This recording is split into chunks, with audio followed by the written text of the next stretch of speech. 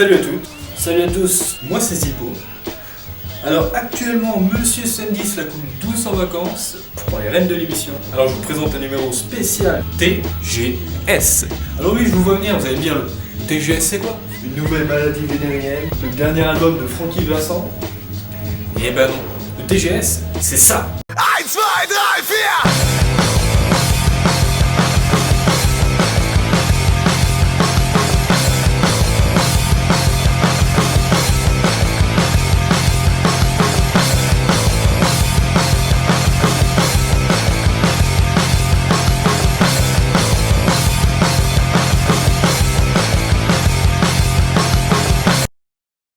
35 000 visiteurs, une centaine de stands, une soixantaine de guests, 2 stars internationales, le tout sur 20 000 m². Bienvenue au TGS, le Toulouse Game Show, le rendez-vous des gamers, otaku, cosplayers de la France entière, qui pour cette 5e édition se déroule au parc des Expos de Toulouse. Dans Toulouse Game Show, il y a Games, donc jeux. Vous allez me dire quelle perspicacité. Moi je vous dis en effet. Donc les jeux, on trouvait de tout cette année. Ça allait des jeux arcade avec les classiques Street Fighter, Mortal Kombat, en passant par les jeux de cartes, en allant jusqu'au rétro gaming et évidemment des jeux vidéo plus actuels. On a pu notamment jouer à la Wii U et ridiculiser quelques utilisateurs à FIFA 2013, tac tac tac, sur le plus gros stand du salon, le stand LDLC. Tout à l'heure je vous parlais de cosplay. Alors les cosplays, vous savez pas forcément ce que c'est. Je n'ai aucune idée de ce que c'est. Moi je vois ça comme des petits êtres bizarres, toujours sans a priori, qui se déguisent en personnages de jeux vidéo ou de manga. On en a rencontré quelques-uns.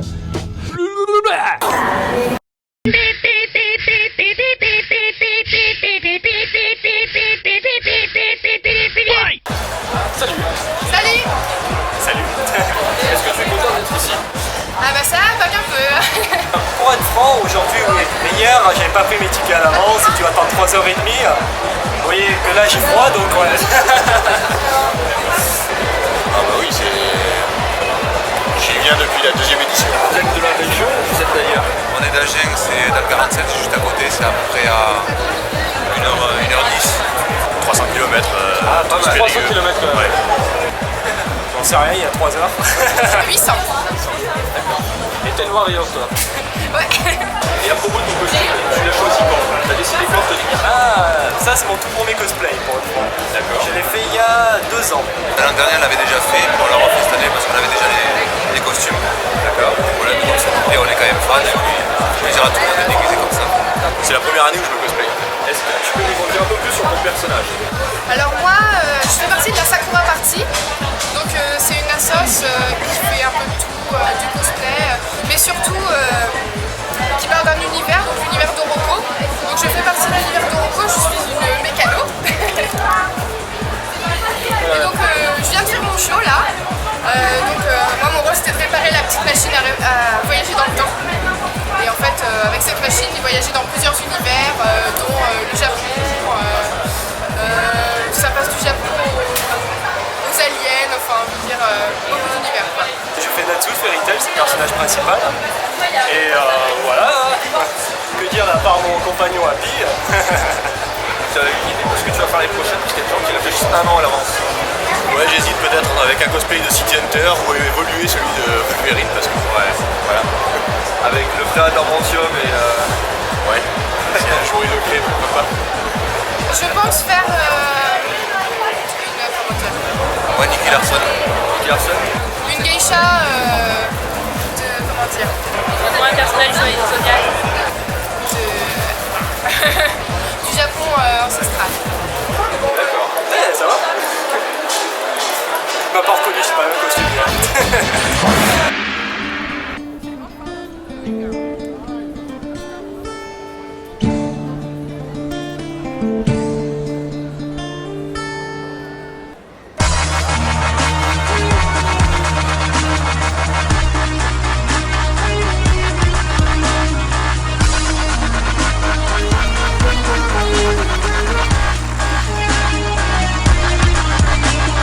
On vient de le voir, les cosplays viennent parfois de loin et étaient très présents au TGS, mais n'étaient pas les seuls représentants de la Japanime, puisqu'on pouvait notamment trouver des dessinateurs amateurs et professionnels, et des invités dont le visage ne vous diront probablement rien, mais dont les voix vous envahiront de nostalgie. Mais où elle est passée? J'ai perdu ma queue.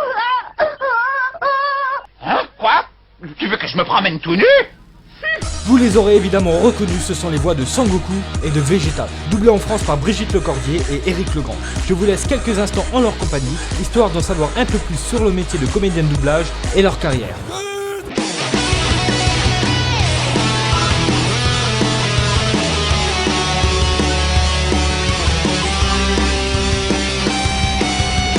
Est-ce que je suis heureuse d'être au TGS? Heureuse, oui. Ah ben, je suis ravie. Je trouve que c'est la plus belle convention qui existe au jour d'aujourd'hui. J'adore venir au TGS, comme j'adore venir à Clermont-Ferrand, c'est mes deux chouchous. Comment vous avez débuté votre carrière d'acteur? Comme beaucoup de gens, en prenant des cours d'art dramatique, j'étais tout jeune. Pendant un an, après quoi j'ai présenté le Conservatoire national supérieur d'art dramatique où j'ai été reçu. J'ai donc fait mon cursus au conservatoire pendant 3 ans. Moi j'ai débuté bizarrement pour une actrice justement. Je suis passée par le cirque, donc j'étais d'abord clown. Et puis j'ai fait l'école de Annie Fratellini. Quand je suis sorti du conservatoire, j'ai commencé une carrière, c'est un bien grand mot, un trajet de comédien. J'ai joué au théâtre, j'ai continué à enregistrer à la radio. Et puis j'ai tourné un peu pour la télévision, pas mal à l'époque, un tout petit peu pour le cinéma, mais à peine, pas la peine d'en parler. Et puis le doublage est venu me chercher, littéralement. J'ai joué dans un spectacle de cirque, et puis du coup il y a quelqu'un qui est venu me chercher pour jouer au théâtre, et puis du théâtre, j'ai commencé à chanter, puis du chant, je suis arrivée... D'accord, vous avez vraiment fait beaucoup de choses. Oui, et c'est des chemins totalement détournés, et puis...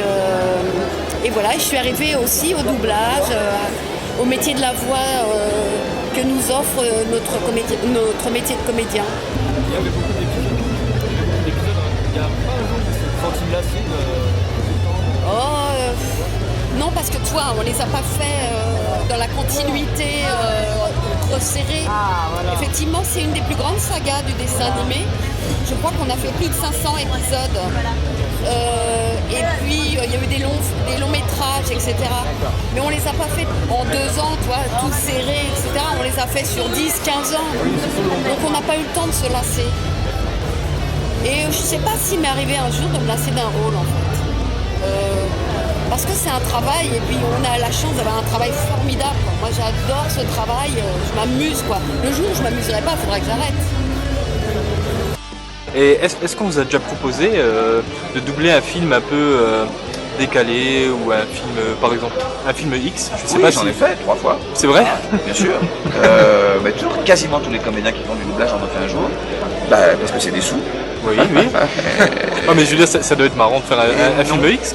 Ça dépend. Alors la première, plus exactement, je ne savais pas que c'était un film X. Quand je suis allé, j'ai débarqué sur le plateau. Je suis rentré sur le plateau. En train d'aller comment se troncher à l'écran. C'est bizarre, on m'a pas prévenu. Bon, ça aurait été bien qu'on prévienne quand même, je suis pas mes gueules, m'en fous, mais bon, ça. Et puis je connaissais personne sur le plateau. Non, on n'a pas beaucoup proposé de choses comme ça. Souvent, on m'aime bien pour mon sérieux, pour ma drôlerie, ma gentillesse. Donc, effectivement, on m'a mis plutôt des personnages qui me ressemblent. Je tente une 2e fois pour voir le coup. Allez, j'y vais. On va voir. Et je trouve que là, j'ai trouvé je suis tombé sur une comédienne avec qui j'avais tourné un film. Longtemps avant. On s'était pas revu depuis. Et une nana très marrante. On s'est éclaté comme des bêtes à part. On s'est marré, mais comme des malades, comme jamais je me suis marré. Je suis sorti de là en me disant quel pied j'ai pris. Enfin, si j'ose dire. Céline Dion ou NTM? Je dirais plutôt thé au citron. Thé au citron. D'accord, parfait. Nuage magique.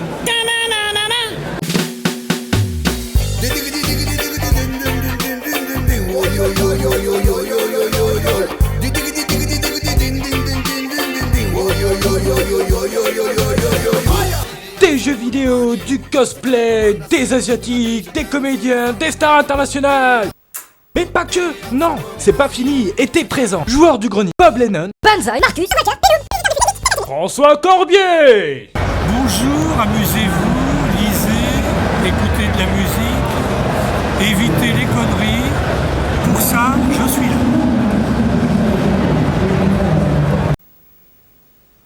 Il doit pas fumer que des bières celui-là.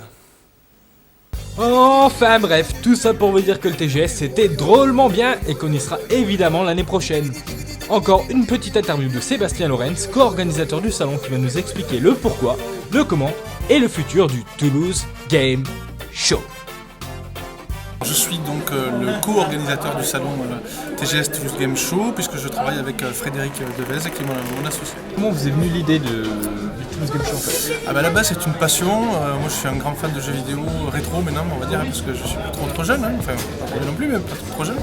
Et du coup, avec mon associé, on s'est rencontrés à la base tout bêtement parce que je voulais organiser chez moi une soirée Halo à l'époque, sur la Halo 1, quand c'est sorti. Donc on a fait une soirée, je cherchais des partenaires pour offrir des petits cadeaux aux participants. J'ai contacté donc une boutique de jeux vidéo qui était tenue donc, par mon associé maintenant, et il m'a proposé des cadeaux. Pour le remercier, je l'ai invité à boire un verre, et puis on a discuté, et puis il m'a dit moi j'aimerais bien faire un salon de jeux vidéo. Et j'ai dit moi aussi, donc voilà, on a commencé à discuter, et puis ça s'est fait comme ça. On a essayé d'élaborer le projet au fur et à mesure, et au final on a visité des lieux, et puis on s'est retrouvés comme deux imbéciles devant Diagora, en disant c'est là, et puis à partir de là tout a découlé. Jolie petite histoire et en parlant des invités qui sont venus, comment ça se passe concrètement? Je veux dire, la vie, vous ne levez pas un matin et vous dites tiens, on va inviter un acteur américain qui jouait dans Stargate. Comment ça se passe concrètement? Alors concrètement, déjà, on se fait plaisir. C'est-à-dire que Frédéric, mon associé, c'est un gros fan de Stargate, donc c'est pour ça qu'il y a souvent des invités Stargate sur nos salons. Et après, voilà, on essaie de savoir qui on a envie d'abord se faire plaisir, parce que moi, je ne ferai jamais venir un acteur qui ne me parle pas. Après, tous les autres invités, souvent, c'est eux qui me contactent. C'est-à-dire que c'est eux qui me disent, mais voilà, moi j'aimerais bien être invité au TGS, et donc on leur dit, oui, mais on va regarder ce qu'on peut faire, et voilà. Est-ce que vous prévoyez de le décliner dans d'autres villes de TGS? Alors, c'était pas prévu initialement, mais clairement pas. Parce que nous, on est de Toulouse, on est du Sud, on aime le Sud. Et on a eu une opportunité, effectivement, de rencontrer des personnes au niveau de Monaco qui nous ont dit, nous, on n'a pas d'événement comme ça chez nous, et on aimerait bien arriver à faire quelque chose. Alors justement, ils ne voulaient pas avoir une grosse machine de guerre, un truc immense, avec trop personnel, quoi. Donc ils savent comment on travaille, et ils savent l'état d'esprit des invités quand ils repartent dans nos salons, donc ils ont eu envie de travailler comme ça sur cet événement. Donc ils nous ont effectivement fait une proposition qu'on va refuser pour aller travailler là-bas, et c'est un joli lieu. Et en même temps, quand on travaille à Monaco, on pense aux Toulousains. Parce que travailler à Monaco, ça nous permet de toucher des gens qu'on ne pourrait pas dire directement venez sur Toulouse en tant qu'invité. Ils viennent sur Monaco parce que c'est quand même un cadre prestigieux, c'est le Forum Grimaldi, c'est Monaco. Et nous, ça nous permet de leur dire, voyez l'ambiance, voyez comment on travaille, venez sur Toulouse. Voilà. Donc il est fort probable qu'il y ait des invités de Monaco que vous voyez après sur nos éditions de Toulouse ou de Toulouse One, TGS One Ami. D'accord. Donc la première édition de Monaco, c'est les 2 et 3 mars 2013, donc au Forum Grimaldi. Et là, ça va être très compliqué pour nous, puisque un mois après, on aura le TGS One Ami le 13 et 14 avril.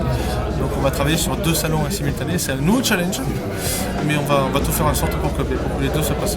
C'est l'heure de la question que tout le monde se pose, surtout lui. C'est ma question. La question pour. Est-ce que vous êtes pour ou contre la reproduction des crevettes en marée basse? Absolument. Je suis en fait pour et puis contre. Enfin, ni pour ni contre, mais bien au contraire. Merci beaucoup. C'est moi qui vous remercie. Et puis à l'année prochaine pour avec grand la plaisir. nouvelle édition. À l'année prochaine.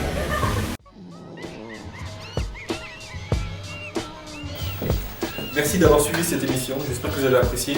Et n'oubliez pas, on se retrouve prochainement pour la saison 2 de Keto Zoo. Et maintenant, je m'en vais en ascenseur.